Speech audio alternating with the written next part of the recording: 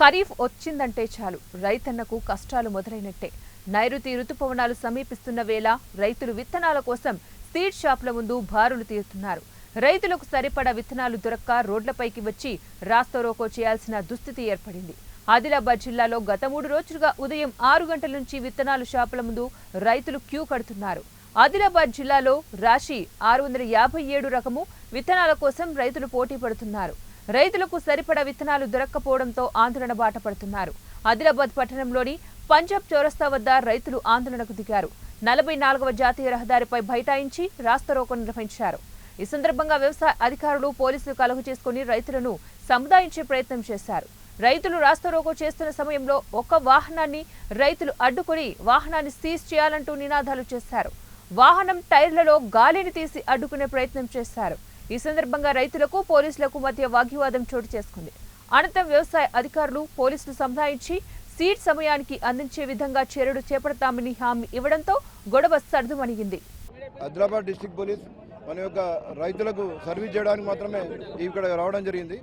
రైతులు పెద్ద ఎత్తున నిన్న షాప్ దగ్గర ఉన్నప్పుడు కూడా వాళ్ళందరినీ ఒక క్యూ సిస్టంలో మెయింటైన్ చేసి వారికి ఎలాంటి ఇబ్బంది జరగకుండా అన్ని చర్యలు పోలీస్ డిపార్ట్మెంట్ చేయడం జరిగింది. ఇంతకుముందు నకిలీ విత్తనాల విషయంలో కానీ లైసెన్స్ లేకుండా నకిలీ ఫర్టిలైజర్ తెచ్చినప్పుడు భీంపూర్లో కానీ పోలీస్ డిపార్ట్మెంట్ సీజ్ చేసి వారిపై కేసులు నమోదు చేయడం జరిగింది.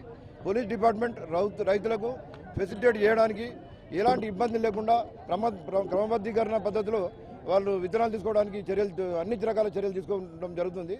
ఇప్పుడు దీనిపై రైతులు దీన్ని పట్టుకొని దీనిపై అనుమానం ఉన్నది. అది డీలర్ దాన్ని బయట బ్లాక్ మార్కెట్ తరలిస్తున్నారని చెప్పి అనుమానం వ్యక్తం చేశాడు. కాబట్టి దీన్ని మేము పోలీస్ స్టేషన్ తీసుకుపోయి ఈ అగ్రికల్చర్ ఆఫీసర్లతోటి ఈ డాక్యుమెంట్స్ కూడా అన్ని వెరిఫై చేయడం జరుగుతుంది. ఈ డాక్యుమెంట్లో అతను కరెక్ట్ సరైన సాక్ష్యాలు లేకుండా ఎలాంటి రూల్స్ ఉల్లంఘించినా అతనిపై చట్టపరమైన చర్యలు తీసుకోబడుతుంది.